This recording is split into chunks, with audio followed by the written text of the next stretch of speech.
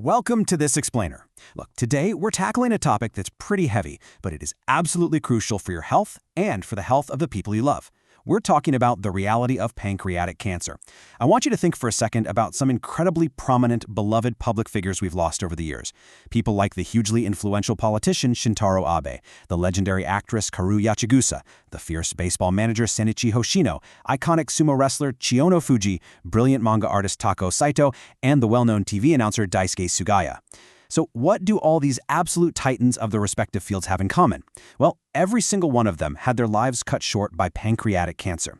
It's a disease that literally does not discriminate. It strikes down the incredibly healthy, the incredibly successful, and the wealthy alike. But why? Why is this specific cancer so universally devastating? Okay, let's dive into this by looking at just a single, frankly shocking number, 8%. That is the 5-year survival rate for pancreatic cancer. Just think about that for a second. It means if 100 people are diagnosed with this disease today, statistically, only 8 of them will still be alive 5 years from now. It's just a sobering, terrifying statistic that immediately sets this illness apart from so many other health battles we hear about. And this brilliantly illustrates exactly why that 8% is such a massive crisis. We are living in an era of absolute medical marvels, right? On average, across all types of cancers, modern medicine has pushed the 5-year survival rate up to a very hopeful 64%. We're getting so much better at fighting these diseases. But look at that enormous lethal gap. While average cancer survival is well over half, pancreatic cancer is lagging dangerously, lethally behind at a mere 8%. It's the outlier that modern medicine is desperately trying to catch up with. Section 1. Why is it so deadly? The stealth factor of a silent disease.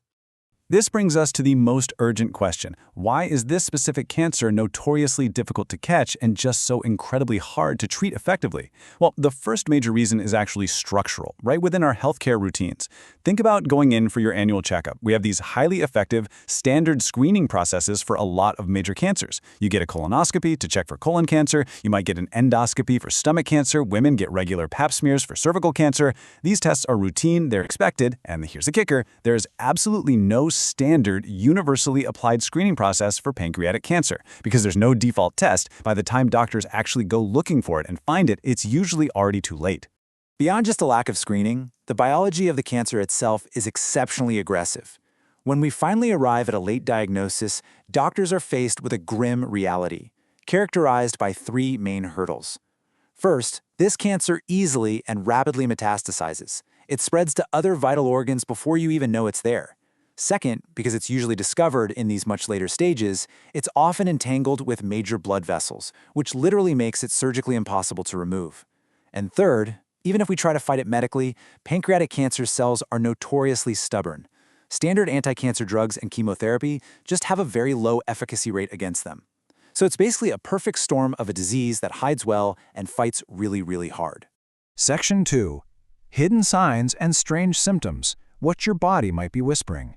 So if we don't have standard tests, and the disease is incredibly aggressive, we really have to rely on what our bodies are telling us. We need to look out for the clues.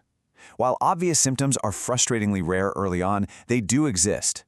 The standard symptoms that medical professionals tell us to watch for include jaundice, that yellowing of the whites of your eyes or your skin, also unexplained persistent back pain, sudden weight loss when you aren't even trying, a sudden worsening of diabetes, or just a general loss of appetite. But here is the massive warning I have to give you right now. You cannot wait for these to appear to take action. Why? Because only 20 to 30% of patients actually experience these early on. For the vast majority of us, these standard signs stay completely hidden until the cancer is well advanced. But what if there was another sign? Something so strange, so incredibly specific, that you might completely brush it off as nothing, yet it could be the very first alarm bell your body rings? Do you have any idea what the weirdest, most obscure early warning sign of pancreatic cancer might actually be? Now, what's really interesting here is how bizarre human biology can be. Roughly 6 months before a clinical diagnosis, some patients experience something called sudden distaste.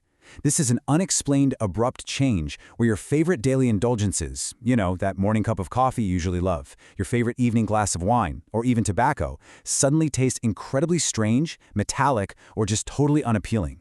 Your palate completely shifts for literally no obvious reason.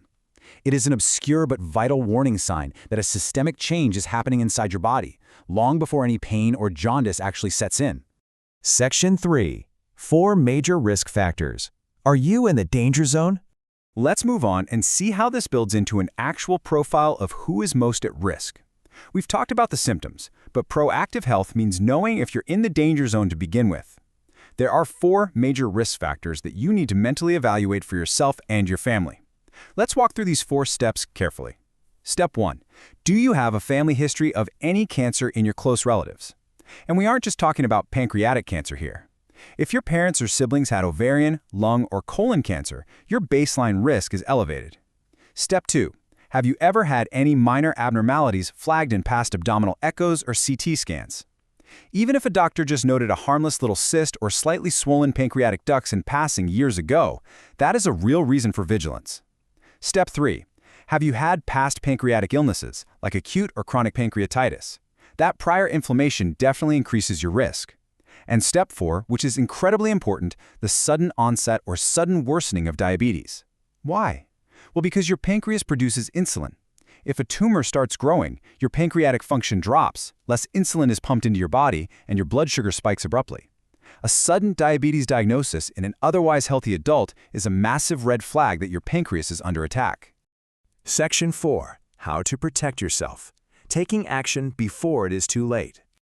So, the crucial point is, we can't just sit back and be terrified by all these statistics. We have to take all this information, the stealthy nature of the disease, the bizarre symptoms like sudden distaste, and those 4 risk factors, and turn it into an actionable plan. How do you actually protect yourself in a medical system that doesn't automatically screen for this? Well, the answer is entirely in your hands. You need to actively request an abdominal echo test annually during your comprehensive health checkup. An abdominal echo is essentially just an ultrasound. It's painless, it's non-invasive, and it allows a doctor to actually look at your pancreas. Because it's not a standard inclusion in many basic physicals, you really have to be your own advocate here. When you go to your local clinic, just ask to add it as an option. Tell them you want to check your pancreas. It's a simple conversation that could literally save your life by catching the uncatchable early. I want to leave you with this final, provocative thought. Are you actually paying attention to your body's hidden signals? We get so busy, so caught up in the rush of daily life, that it's incredibly easy to just ignore a slight pain in the back, a sudden distaste for our morning coffee, or a minor blood sugar spike. But as we've seen today, when it comes to pancreatic cancer, time is the one luxury you absolutely do not have. So be proactive, talk to your doctors, ask for that abdominal echo, and please never ever ignore the subtle clues your body might be giving you. Thank you for joining me for this explainer. Stay vigilant and take charge of your health today.